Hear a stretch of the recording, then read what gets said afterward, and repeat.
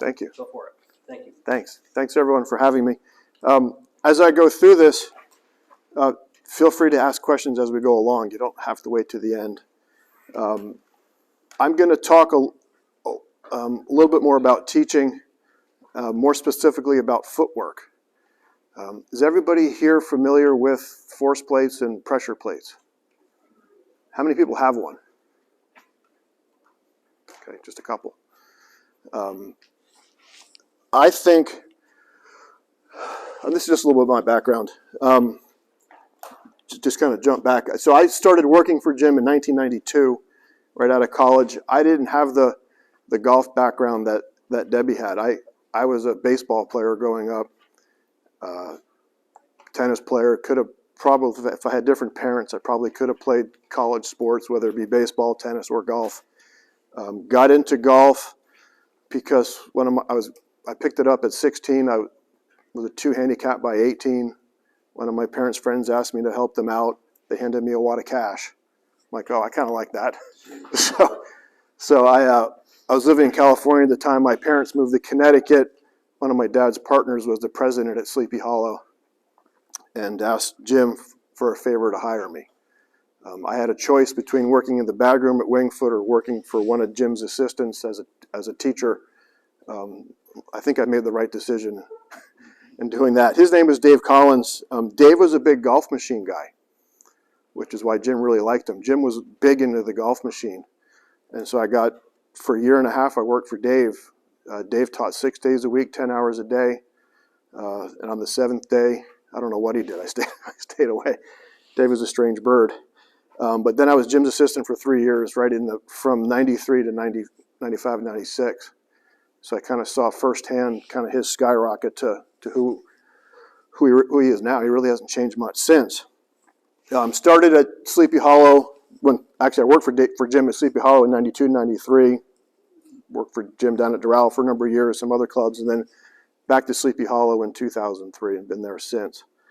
But a lot of my background, a lot of my stuff is tech. This is kind of some of the stuff where I teach. A lot of people ask me, what do you use, for teaching and stuff? So I use a Swing Cat. This is my indoor facility. We're over here. I've got a simulator where I got, pictures on the walls that I kind of modeled my teaching center after Jim's. Jim was one of the first in the country. He built it in 1994 with Tom Stites. I don't know if you guys know Tom. Tom actually moved on to be the chief engineer for Nike for a number of years. But Tom designed the building, and Tom and I put it together. Literally in 3 days, we wired the facility, put the equipment in. Back then, the software was called Swing Solutions. It was developed by a guy named Tom Peters, who used to work for IBM. We were one of the first facilities that I know of that had a computer system to analyze swings, not just video, or a video system. We used to draw on a screen with a calligraphy pen. So it's pretty interesting. So I modeled my facility after that. So some of the stuff I have in there. These are some of the tools that I use when I teach. I don't like to call them aids. I think that they are tools. They help me diagnose faster what people are doing. It allows me to see things that I can't see with my eyes or see on video. I always get a question of, if you're starting your own facility and there's one piece of equipment to get, what would you get? Not including video. Everyone's going to have video.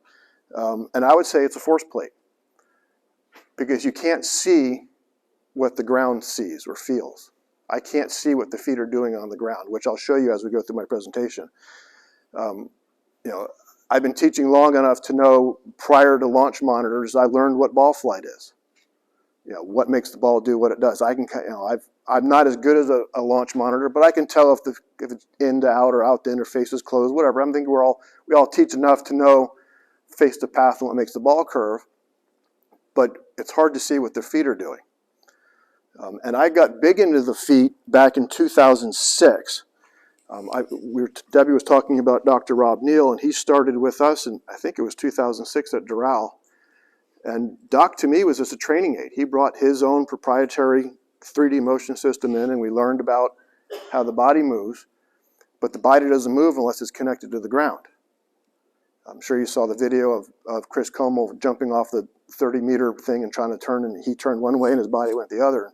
You know, unless your feet are connected to the ground properly, you can't move. So I bought my first pressure plate back in 2006, which now Debbie has, because I've since upgraded to a swing catalyst about 5 years ago, because I went from pressure to force.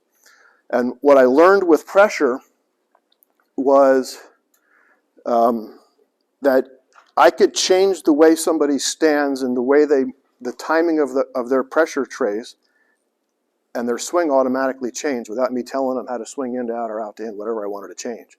And to me, that was fascinating, so I got more into it. When we get people balanced, we got the sequencing of their pressure better, the club, their body moved better, and the club reacted to that. And to me, that was fascinating, because we're always trying to get people to change their swings, and it's not easy.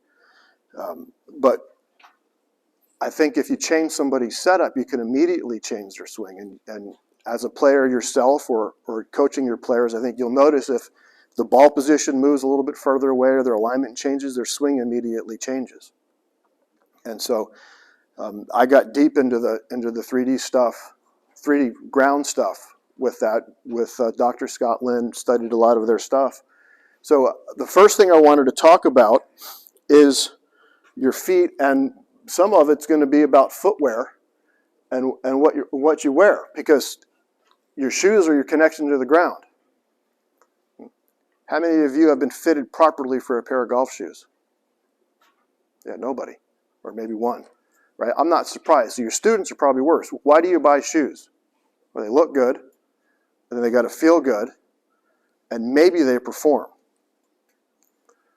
But I fit people for performance, because your shoes have to, they have to keep you connected to the ground. So when I see somebody coming in with shoes that are not tied or don't have any spikes on the bottom, these smooth-soled shoes that everyone's wearing nowadays, or they're wearing, I'm not going to pick on FootJoy Flex, but I'm going to, because they're a very popular shoe, or the FootJoy Flex.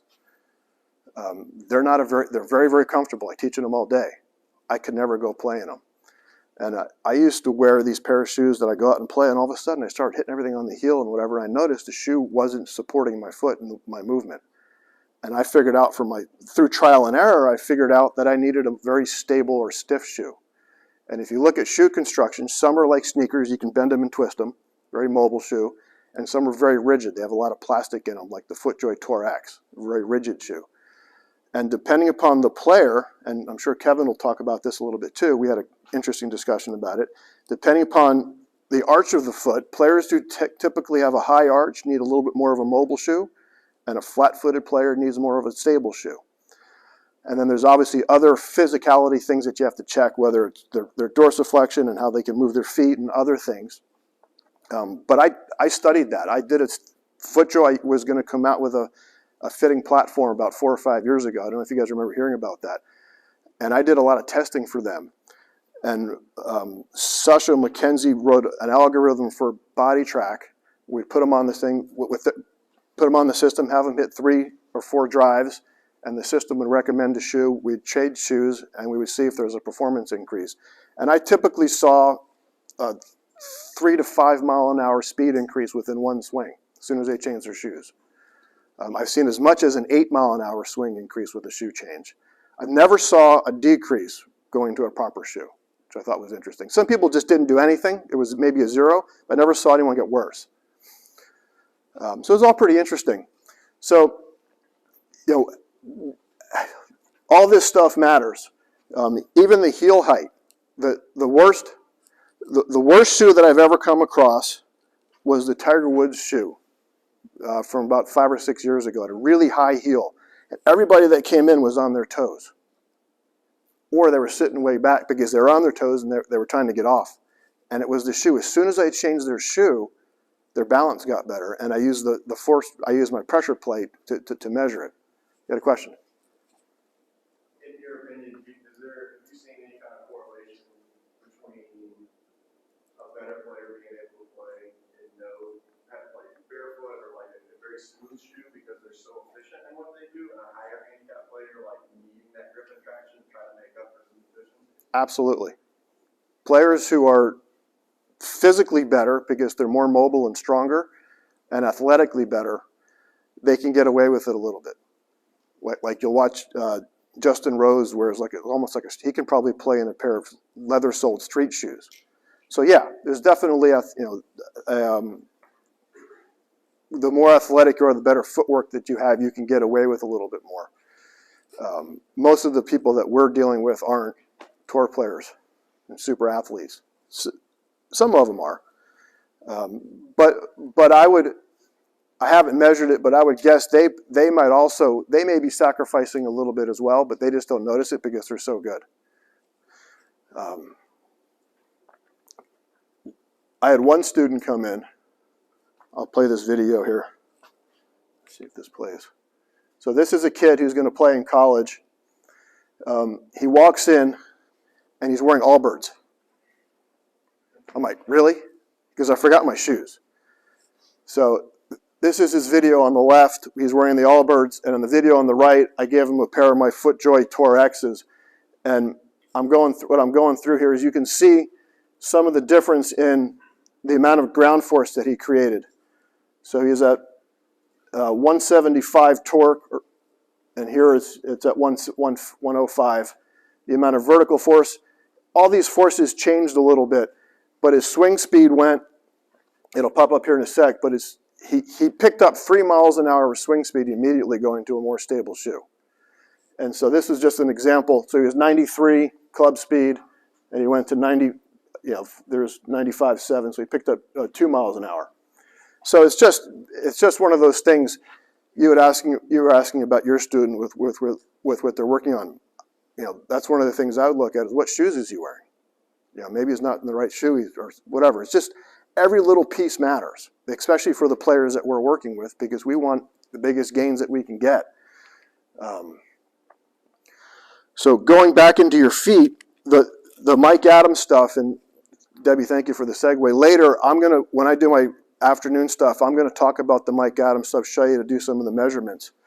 And so your stance width is critical because how wide you are will affect how your feet move. Is everybody familiar with Dr. Wright? Have you guys heard of Dr. Wright at all? So he's a guy that Mike used early on to help him develop his bio-swing stuff.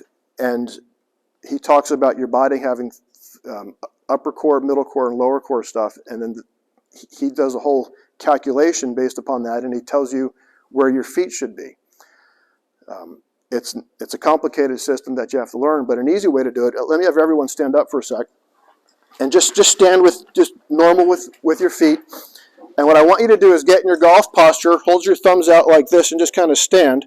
And then just let your shoulders and arms kind of swing back and forth, and pay attention to your thumbs. Are they moving in conjunction? Then try a little bit wider stance and see if it changes. Like I just went a little bit wider, and my thumbs kind of get disconnected.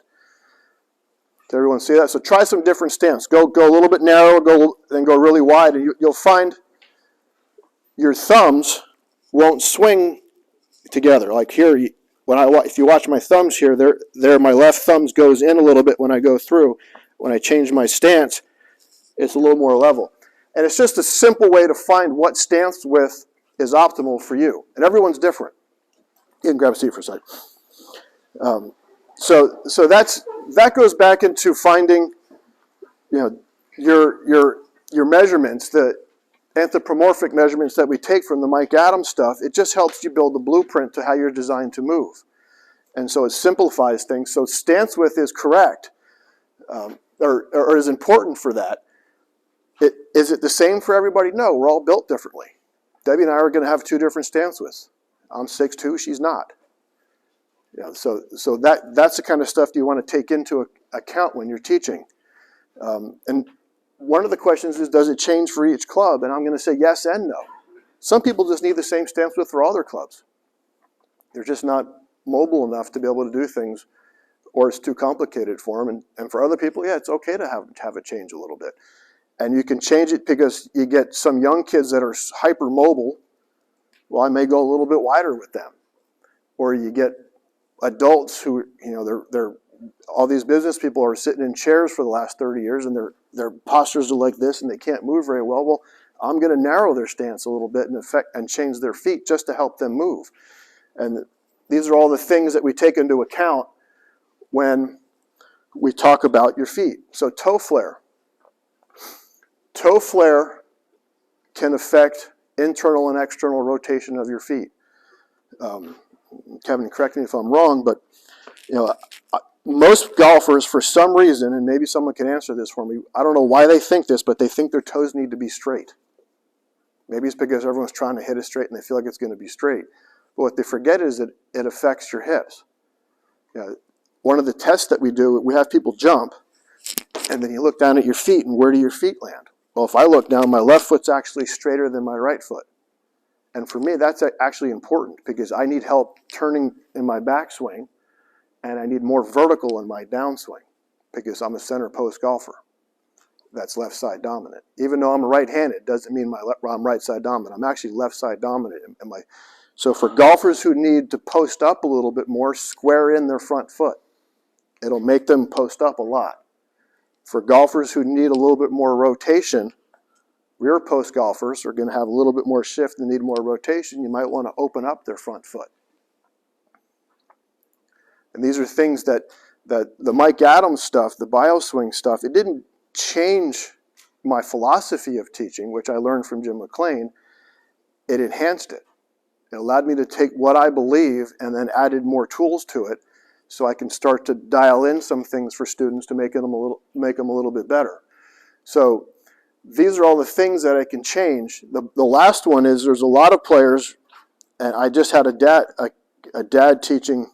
He came with his little daughter, and his daughter was going through, and she'd hop up in the air and she'd spin out like this. She's 4'8". She weighs 75 pounds, and she swings a 7-iron 65 miles an hour. And Dad's like, we're trying to keep her feet on the ground. I'm like, no, don't do that. He's like, well, what do you mean? I said, well, the club's head, the club weighs a pound. When you put it in motion, it weighs like 1.5 times the speed that you're swinging it. I forget what the calculation is. I think that's what someone told me. So if you're swinging at 60 miles an hour, the club weighs 90 pounds. She only weighs 75. Her body's going to react by jumping because it has to. By keeping her on the ground, he was going to, 1, hurt her, and 2, ruin her golf swing. So, do the feet need to, is it okay if the foot spins out? Yes, but it's a question of when. You see a lot of tour players now, because of all the force they generate, their feet spin. And something I learned from Jim is I never want to see someone's their front foot turn in. It's okay if the toe turns out, but I don't like to see the heel turn in unless if they're jumping, it's a little bit different. Or you need some, and I'll answer your question in a sec. Or there's some players that just don't have the flexibility in their lead leg to put all that torque into it, so they have to give out a little bit. What's your question? Going back to your footwear topic, do you ever find that someone whose foot is going to spin more has too much traction in their shoes? Yes. Yeah, I may go to a shoe that has the little nubs versus actual spikes, so they don't blow out a knee. And there are some players that have complained of knee pain because their shoe wasn't giving enough, and as soon as we switched their shoe, their pain went away. A little side note is, and I don't know what your thoughts on orthotics are. Dr. Neal's wife, who's the biomechanist, Karen Harrison, is actually a podiatrist, and she helped me measure feet. And one of the things in talking with people is most people need an orthotic because very few people have perfect feet. They either supinate or pronate, and it affects myself. I started wearing orthotics in 1996. I was teaching so much, my knees were killing me. And it happened to one of my members at my club was in the orthotic business. He goes, well, let me make these for you. I put them in, and my knee and back pain went away. And I've been wearing them ever since. They've had to change. They wear out and they change, but so that kind of stuff's important for overall quality of life. Would you? Yeah, orthotics, you wear them or you don't. You can't go one shoe or the other. It has to be you wear them all the time or you don't. Yeah. Middle ground is good. So this is an example of toe flare with a player. He came in, had his feet really squared up, and immediately saw that it affected the way his hips were moving. So that the picture on the left, Here, Sean, is we just took your toes you hear that? and turned them out. Which to you feels like they're 5 inches out, right? I don't know inches here, but you watch the difference in how it affected your hips. When you go back, So he's got a square foot here and a toed out over there. early, so your hips actually start drifting left really early. So can you see the difference in his hips here? Because he didn't have the ability to rotate with his feet, it's affected his hip movement. The left side pops up and out of it. Now, on the right side it pops up, so you can rotate through. On the left, you don't have to do that. When your foot's not popping up, you're able to push it back. This is just a couple of straight hips.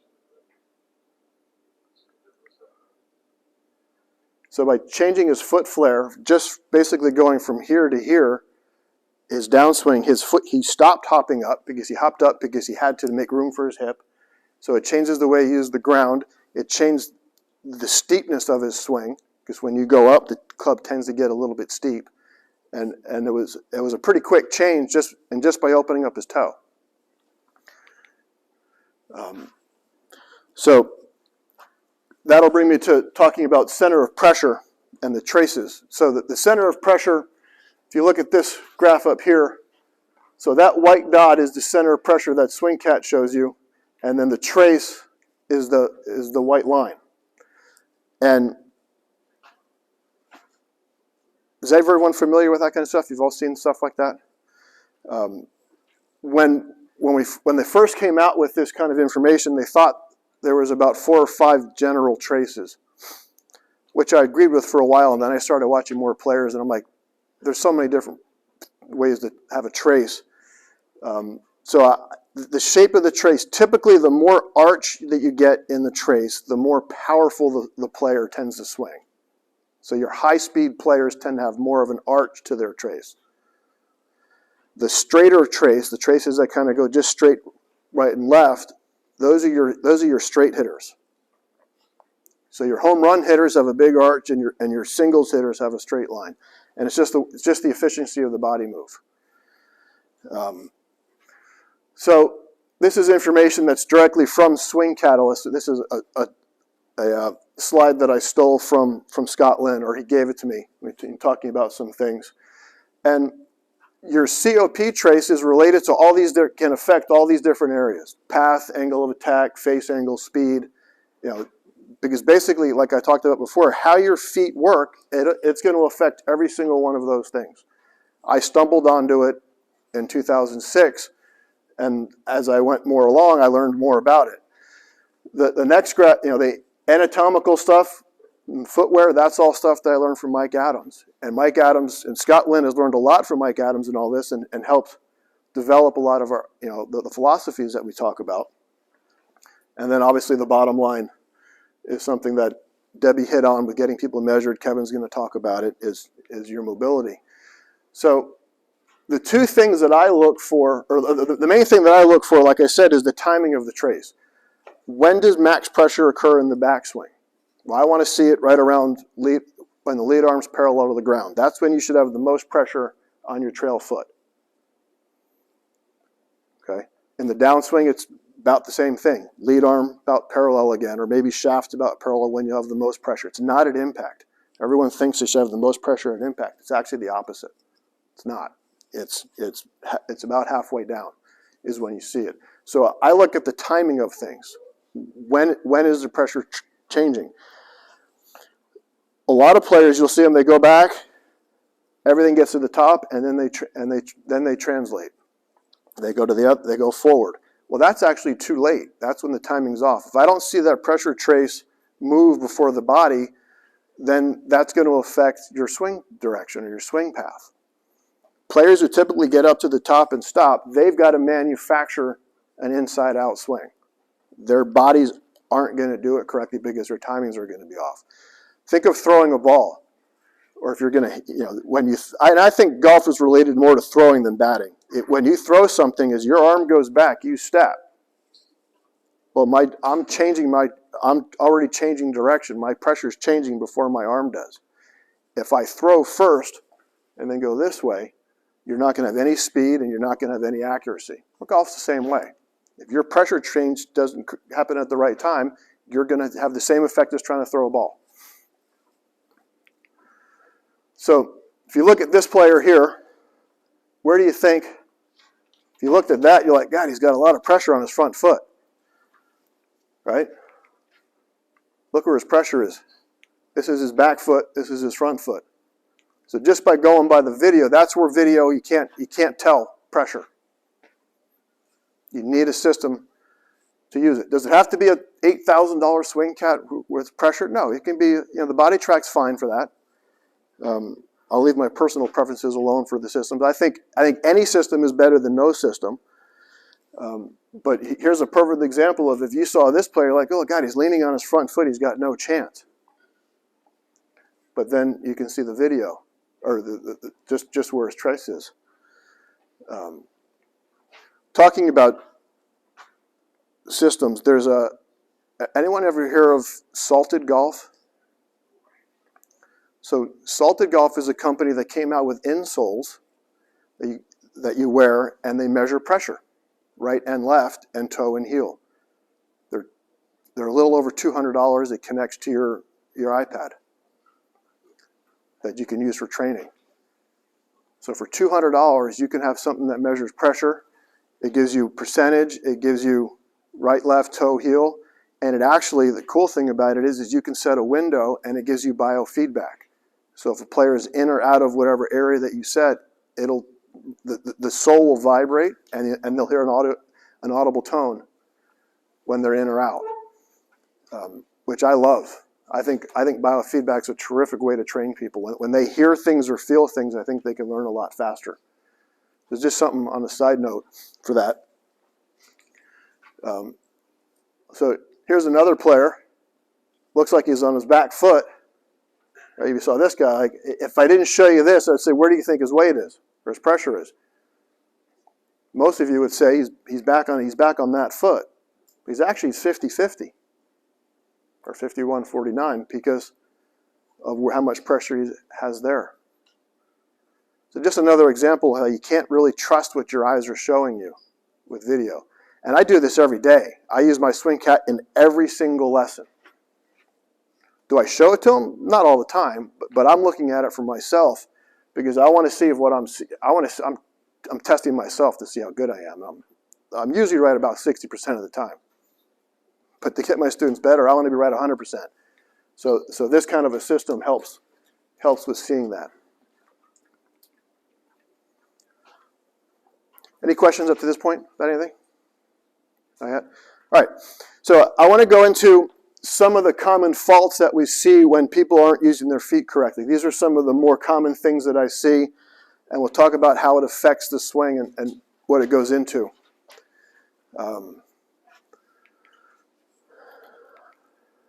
So this is a guy that I've been working with since last year. Typical mid-20 handicap, over the top, steep. Said he's an athlete. He says he's an athlete. He's a good tennis player or whatever. We all know what that means, right? So here's the guy. You can see he's got a little sway in the backswing. Gets pretty steep coming down. Hits this weak cut. Ball kind of glances off the face. Absolutely no arm rotation going through, kind of pulling through. His 7-iron carry distance was about a little over 125. He's like, well, I hit it nowhere. I'm strong, I'm whatever. He's in decent shape. But he's just got, see how his lead shoulder kind of gets in front of his hip. Never learned how to use his legs for golf. Really, I think in sport. One of the challenges that we have as coaches is we don't teach talent. That you're born with that. Not everyone does. Everyone that comes to us thinks they're talented to some degree. So one of the hardest conversations I think you're going to have with your students is you're not that talented, but I can teach you skills to override that. Tom Kite's not that talented either. He told me he can barely dribble a basketball. I spent a lot of time, used to work with Jim McLean, and I spent a lot of time with him, and Tom's not that talented. as an athlete. You know, back in the 90s, he was the leading money winner on tour at $9 million. Now they make that every year, but he was the highest winning member. So we've got to tell people, and I had to sit down and have a conversation with the guy. I said, look, you're not that talented. He's like, what do you mean? You know, here's a guy that's successful, and how do you tell a successful businessman he's not talented? It was an interesting conversation, but I said, but I've got to teach you how to use your body. So we went through some different drills to teach him how to, I basically had to train him to use his feet. Now, one of the challenges I had with Keith was he'd take a lesson with me on Wednesday morning, and he's playing on Saturday. How do you think his progress went? It was really slow. Unfortunately, the prior year, I do a lot of my heavy work in the wintertime. During the summers, I try not to do too much heavy teaching. We kind of maintenance and do some stuff. He was supposed to work with me the prior winter, but he had a detached retina or cornea, I forget which one, so he couldn't do anything for the winter, so we lost the whole winter. This winter, we spent a lot of time together, and we actually got it. But this is a pressure board that was created by Mark Sheftick, and just teaching him how to push right and left on the ground. This is all we're doing here, to learn what the feel is. So this is all we're doing. What does this help you feel? Shifting from the left, pushing down before it's like. So if you watch the sequence of it, he shifted and then he swung. That wasn't in the first one. It took him a little while to do it. So this is just, I'm just going step by step. He's like, we're going really slow. I got to play. I'm like, I can't teach you any faster because I can only teach you as fast as you learn. And here's a guy, he built a simulator in his house. He did all his work. This is another device that I use. You guys familiar with the orange peel? Well, they have their I think it's called the GFX part, where you can actually put eyelets into the board and attach these bands. Do you have that? You familiar with that? I find using resistance very helpful when training people. If I move the student, I'm doing the work, right, instead of the student. I want the student to do the work. So by me creating resistance, they got to work harder. And the bands actually pull him into the ground, so it increases his ground force stuff. So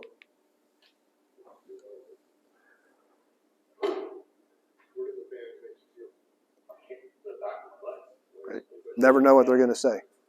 He feels the back of his legs. I was hoping he'd say his hips, but he told me the back of his legs.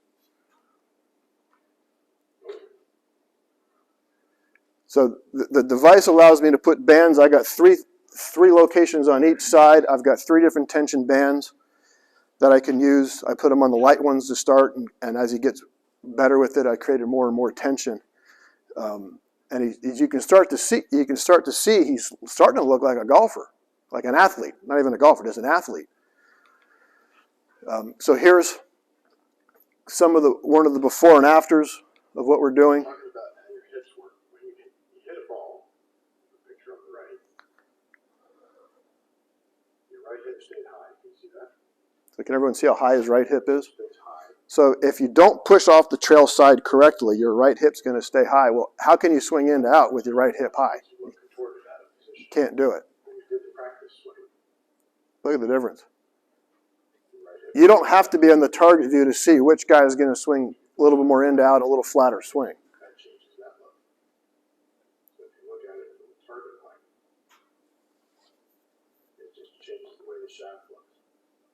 When the shaft drops. Look at the difference in the position of the shaft.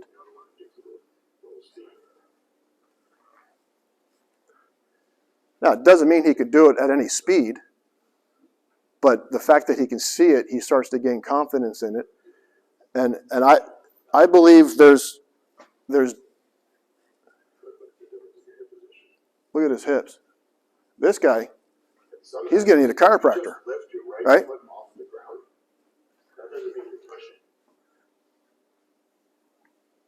How do I pause that? Did you guys hear that? So, whoops. So what I said there is just because he lifted his heel off the ground, it doesn't mean he's pushing. How many of your players do you see do this? Well, Justin Thomas has got his foot off the ground and Jordan Spieth's foot up in the air, but they're not lifting it, they're pushing. If you lift your foot off, you can't push your hip. one of the things I vividly remember watching Mike Adams do a lesson, and he had a little bit of a slanted platform, and he had the guy push off and straighten up his leg. I'm like, that looks a little weird.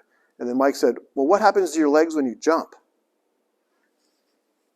They straighten up. They don't stay bent, right? So if I'm trying to jump this way, well, I want my leg to straighten up a little bit to push my hips that way. If my hips go that way, my upper body has a side little counter tilt this way. Well, now I can go in the side bend, drop the club down a little bit. Every golfer needs side bend. Some are going to have a lot, and some are going to have a little, but they all need it. Right? So when I see players coming in and doing this, and I'm jumping ahead of myself because I got somebody in there, but when I see players doing that, that's a dead giveaway that someone is watching the internet trying to look like this at impact. This is a training aid that I use. I'll go ahead and tell you now, they're all sold out. I did a presentation of this a while ago, and everyone tried to buy them, and I think they're sold out. Maybe they're replenished. But it's a device, and when I do the stuff later this afternoon, I brought it with me so we can try it out. It's got water in it. It's got 8 pounds of water in it. And I had a player, here is a guy who, again, wasn't using his legs correctly, had a little bit too much lateral motion, so I had him use this.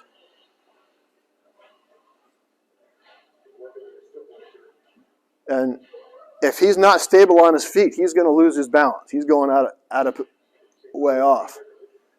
So you can watch his feet there. So watch, he's going to add speed to it. Watch his feet.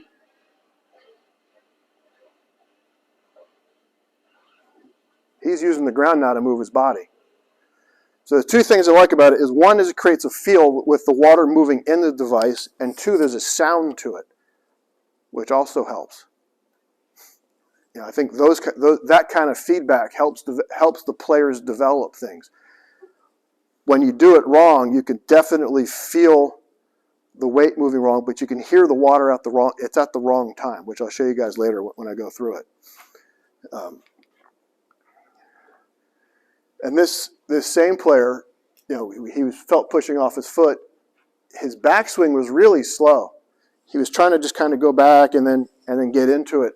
So his rhythm here is at 3.8 to 1 in his backswing, and his club speed, I forget, was like 90 something with a 6-iron or 7-iron, and it was 95.5. So we did a second swing, and he got to 2.9 to 1. All I did was speed up his backswing.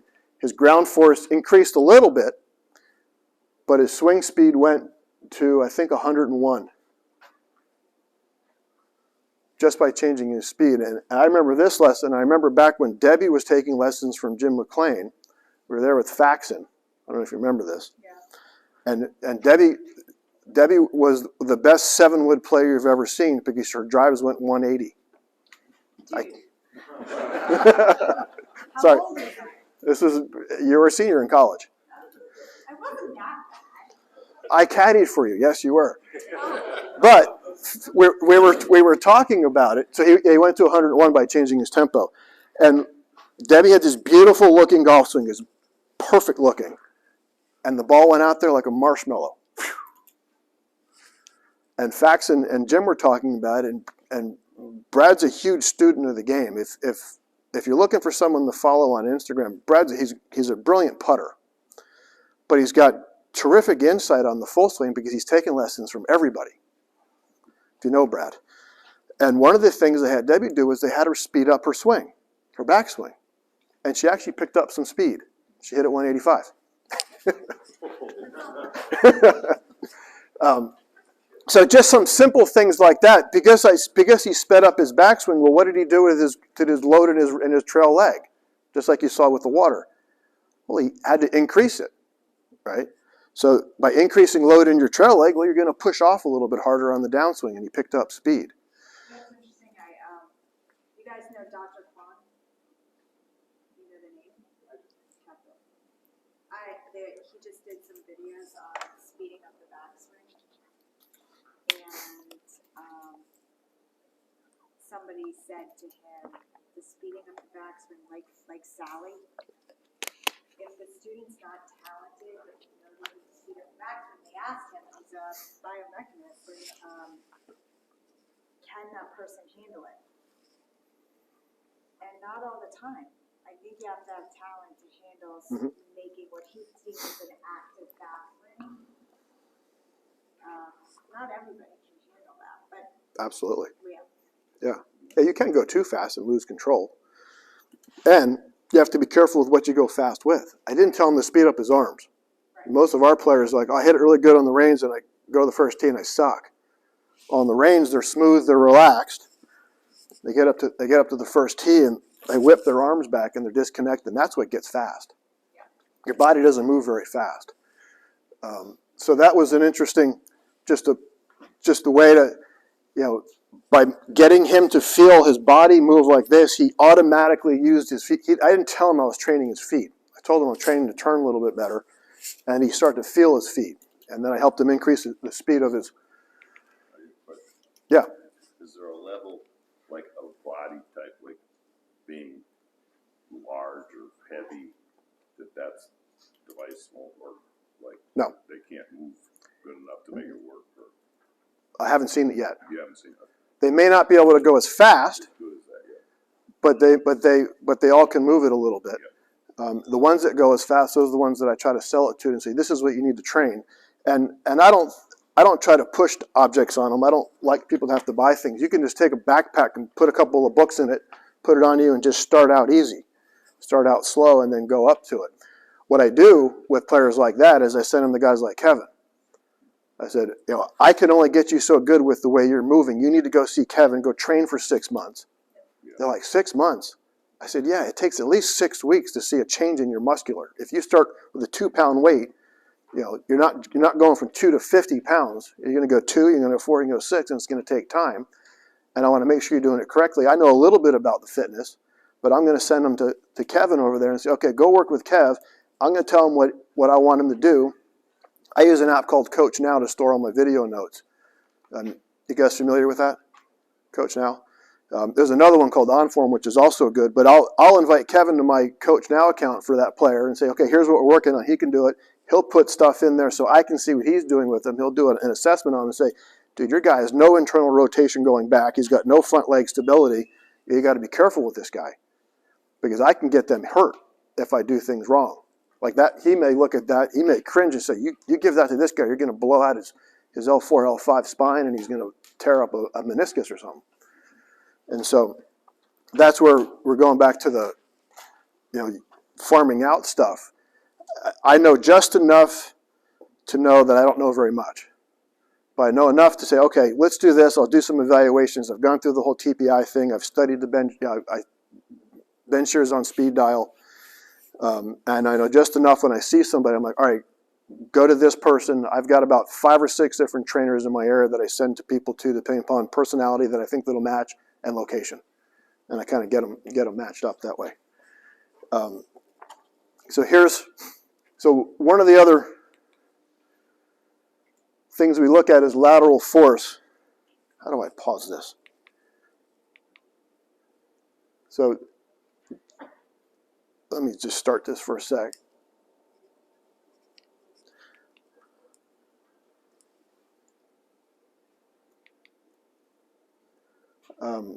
Is everybody familiar with what SwingCat looks at? I don't know how to pause this, but this upper graph is lateral force, how much you push right or left. The middle graph is rotational force, how much you turn your body, and the bottom graph is vertical force. The plate that I use is a single plate, so it takes a combination of both right and left. I don't know which foot's doing what. I just know total. And anytime I see a very flat graph like this, that to me is somebody who's leaning. Right? I like the graphs to look like this. There's a definite peak. You can see the difference there. And so when I see somebody that's got a very long lateral graph, is either they're swaying too much going back, or they can't, or they're not. They have a hard time pushing off on their downswing. Some of it might be physical. A lot of it's just training. So this is a guy that Debbie and I actually work with, and he just didn't know how to push off of his right foot. So I put him on there, showed him how to do it, gave him the stuff here to learn how to had a train. He loves this. He actually bought 2 of the devices, one for him and one for his son. But here you can see how he's changing the way his lateral graph looks.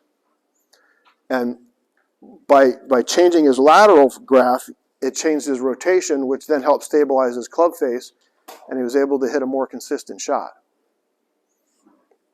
So now you can see the difference in his graph after he's hitting a ball. Now he's hitting a ball. Look at the difference in his graph. If you remember, it was really long and flat.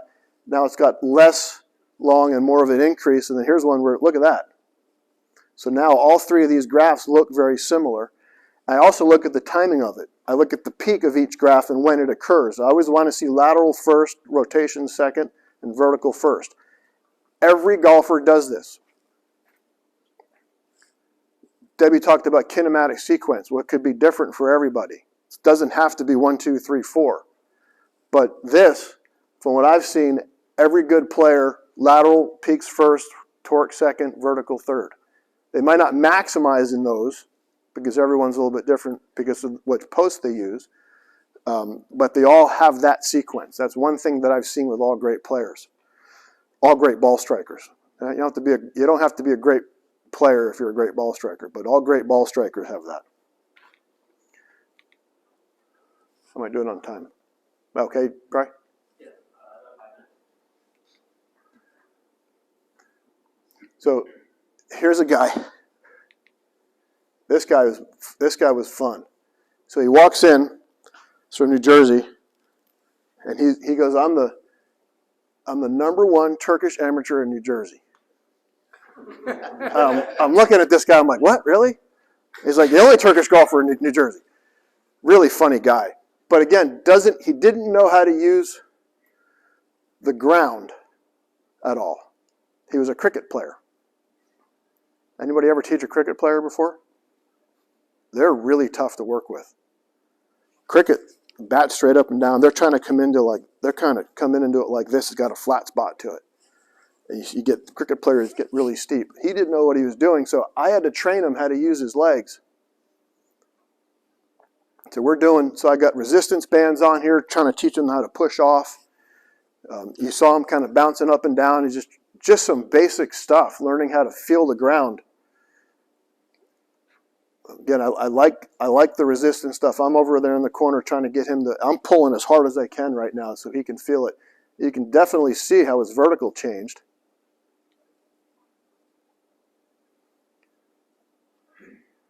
Here he's doing some practice swings.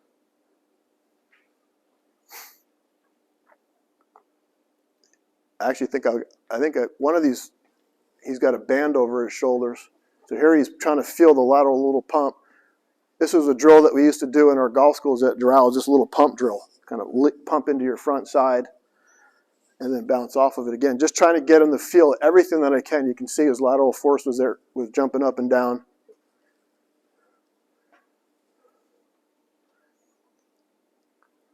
This was over the course of an hour and a half.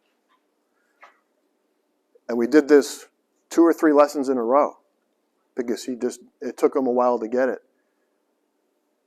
Here he's got a band over his arm down to his foot, so he's learning how to kind of stretch the band a little bit and push off. So you can definitely see some more forces being generated there. Here it's called the force pedal. Ever guys see that? It's just a little disc. They're different viscosities and some are soft, so I had him kind of squish down on it. I'm just throwing everything I can at him to see what he connects with and what feeling was happening. If something doesn't work, then I stop doing it. I don't mind trying some different things with different people until we find out what works. And now, look at his graph. His graph's all changed. Now he's able to actually hit a ball, and he's created a lot more vertical force doing it. Now he came back and he sucked when he came back again because he didn't practice it right, but at least I got him better during that time. Here's another guy another reason why you would see not a lot of lateral force is a player who leans. So you get these players who feel like they're shifting weight because their upper body goes forward, so they get more weight on their front side, but they're doing it by leaning versus by pushing off. which, yeah, I've got more weight on my front side, but what happens to the club when you lean? It's going to get steep. Might not be outside because he might drop down like this. He might actually get steep from the inside. Anybody ever teach someone to steep from the inside? Really tough to work with. Steep from the outside is way easier to get better than steep from the inside. He was actually, fortunately, just a steep from the outside, so you can see how his, whoops. I screwed that up. But we got him to change pretty quickly. Here's another player who I talked about timing of your pressure. He got max pressure into his right side right here. If you get pressure into your right side too early, what happens to what are your options? Well, either you go left early, or you hang out on your right side for so long, you actually, I call it fatiguing the muscle. You can't push, so you end up pulling with the upper, and you got steep. So I changed his max pressure. Look how much further back he got it. And by getting his max pressure back later, he was able to change direction properly and help shallow out the club. He was trying to shallow it out with his arms. He couldn't understand why he was shanking it. Right? You get somebody who tries to do this. That's a scary look. That's a scary move I think. That's going to expose the hosel all day. So this is just an example of changing pressure. You can see the difference in his pressure down here, how early it was versus how much later it was with his max. I kind of talked over it. I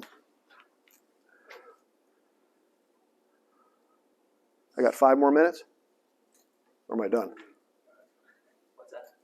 Is that fine? I mean, I can stop and just ask questions too. I just want to show you one last little drill. So this is a drill.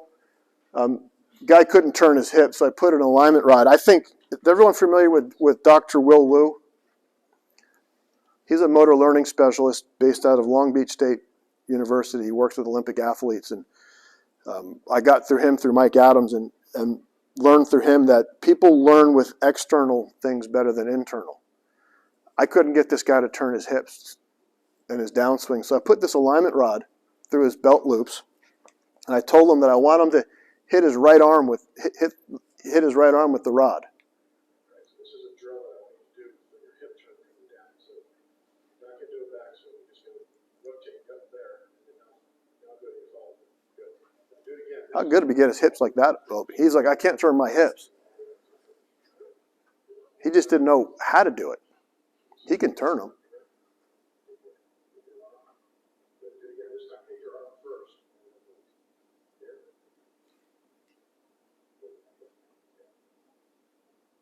So I thought that was a pretty interesting. So just different ways that we go around some things. So this was right after we did the drill. Watch his hip movement here.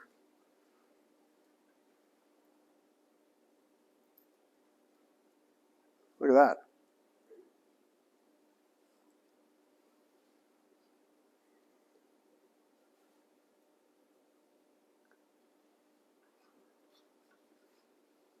So during the conversation, we talked about his feet and how pushing off and stuff. I didn't get into all that. So let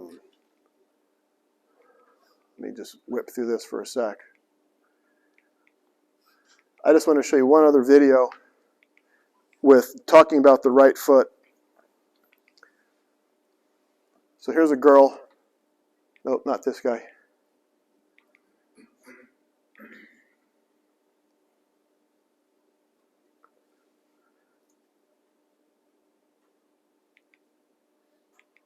Oh, where is it?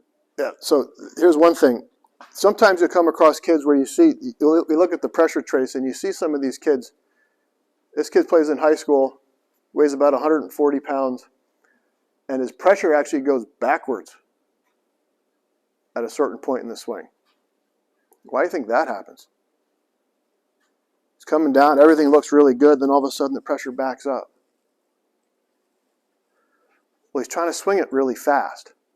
And what he learned is if he goes backwards, he can actually accelerate the club faster going forward.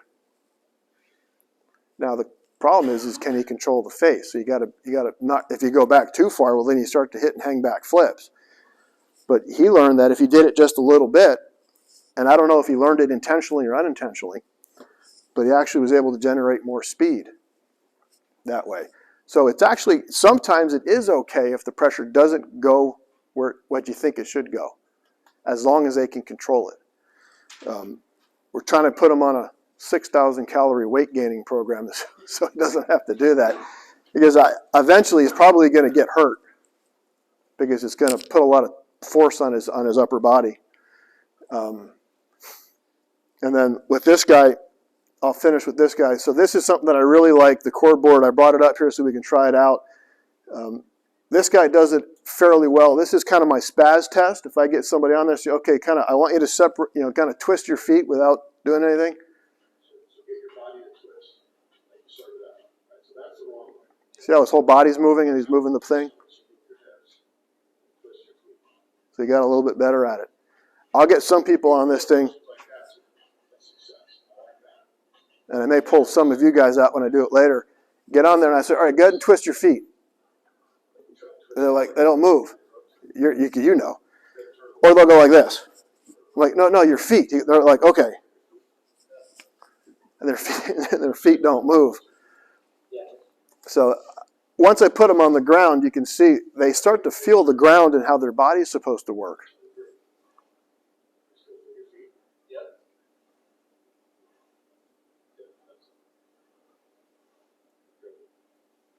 So you can see he really started to move well. So he was really able to, he's a newer golfer, he's able to increase some of his torque a little bit better. He got so good at it. Watch this video. I'll finish with this one. He got so good with it, his torque went off the charts. Snapped the head off the club. Fortunately, he didn't put it through my screen. So that was kind of funny. So just to kind of summarize, so there's timing and stuff. There's a lot more I can go through, but so that's kind of, that's on a daily basis with what I'm doing. I look at everybody differently but the same, because everyone, if I gave everyone here a lesson, it's not going to be the same. One of the things when I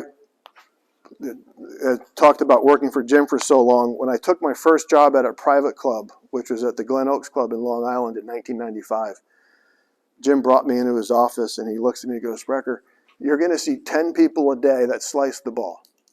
You got to come up with 10 different ways to get them not to slice the ball, otherwise you're going to go crazy. And I've always challenged myself that, because you're going to see 10 people a day that slice the ball. Can you come up with 10 different ways to teach that person to not slice it? Because sometimes, I'll get people that'll come watch me teach all day, and I want them to see different things. I don't want them to hear me say, okay, swing from the inside, put a thing here and swing under. That gets boring. It gets boring for me. I teach 60 hours a week, sometimes more. I got to find ways to keep myself interested too. So having a little bit of fun with the players is always kind of fun. So thank you for your time. Hopefully you picked up a couple of things. My contact information's on there. My email is kevin@kevinsparker.com, and Instagram and stuff. Does anybody have any questions? Yeah. You said you do a lot of heavy lifting in the winter. Do you teach more in the winter, or? No, I teach more detailed stuff. The things that I really want to change that takes time to do, when I know they're not going to have to go play. I'll do that kind of teaching in the winter, and then hopefully by the time spring comes, they've got it, and we're just kind of maintaining. I'll do a lot more on-course stuff in the once it warms up, short game and stuff. When I can. There are some players that we just have to keep doing it, but I want them to go have fun over the summer. So I don't want them grinding it out a little bit. There's some players that can handle it, but most of the people, they can't. You book longer, because you said like hour and a half, 2 hours a couple of times. Are you booking longer lessons in the winter to try to work on No. stuff, or is that all based on? It's based on, I'll give them stuff and have them come back more often, but I won't go for longer times. Because after a while, I feel like a lesson becomes a supervised practice session. You know, you figure if you break down an hour lesson, well, the first 5 or 8 minutes is they're usually warming up because they get there at 8:59 for a 9 o'clock lesson instead of 8:45 to warm up. And then you're talking to them about either it's a new client, you're learning about them, or you're talking about what they did for the week, or if they practiced at all. And then we do some teaching for about a half an hour or so in there, and then the last 20 minutes is just making sure they do it. So it's really only 20 minutes of hardcore teaching in there, and the rest of it's just doing other stuff. And that's all they can really handle. Most people, you know, people that book 2-hour lessons, I want to pull my hair out.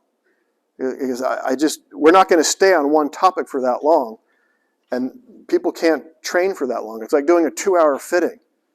Have you ever done a full bag fitting before? You're going to hit 400 golf shots. When was the last time you hit 400 shots in a day? Well, never. So I do a lot of club fitting too, so I don't try to do that. It's the same kind of concept. Unless if they're going to book 2 hours and I'm outside and we can go, okay, let's work on your full swing a little bit. Let's go over to the short game area and let's go on the course and hit some shots and talk about playing. Then 2 hours is fine. Any other questions? So yeah. What percentage of your lessons are putting lessons? Good question. Putting only, maybe a small percentage, but we'll get into putting if I feel like a player is either getting tired or they got it, and we're 30 minutes in the lesson, and I want to keep them for another 30 minutes, then we'll go to putting. But not too many people come in for putting, which is unfortunate. Or more. I feel most golfers can get around the green in regulation, meaning on a par 3 1 shot, par 4 2 shots, par 5 3 shots. They can get within 50 yards. Most golfers without penalties, even 75 yards. Most golfers from 75 yards and in can't score a 2 or a 3. And I'm on a big kick with that this year. I'm challenging everybody to do that. I'm sleepy unfortunate. I have a par 31 lower 9 course. It's got 5 par 4s and 4 par 3s. And I tell my members, all right, go out there, middle of the fairway from 75 yards. Okay? I'm going to say a tour player is going to score between 18 and 21. So let's take that out. Let me see if you can break 27 or shoot 27 or better. And if you can't, then we just go work on your full swing. I'm almost certain 80% of them won't be able, maybe even 90% won't be able to break 27 of the average golfers. You get your single-digit players will probably score around 27, but most of them can't. So why they're asking me to, hit a driver a little bit better when they hit it decently enough, but they can't get from 75 yards and in, is always in. I like to challenge people that way, and it makes them think. Right? Because none of them keep stats. How many of you have your players keep stats? Yeah, it's just data. Data is important. All the technology that we use is just data to help compare if they're getting better or not. But if they don't have any data, how do we know what to work on? So I'm requiring now my tournament players use an app. I don't care what it is, but have some kind of data and come in with, show me where you're good. Because sometimes they come in, well, I'm really bad at my driving. Well, you're hitting 10 fairways of green, 10 fairways around. It's actually pretty good. But from 125 to 150 yards, you're missing 70% of your greens. Why are we working on the driver when you should be working on your 8 iron shots or whatever your approach shots are? So just help direct the lessons. Any other questions? Fitness guy's getting ready to jump through the roof, so Perfect. maybe we'll see. He gets excited. Let's do. He's all fired up. Kevin, awesome stuff. Thank you. Thank you.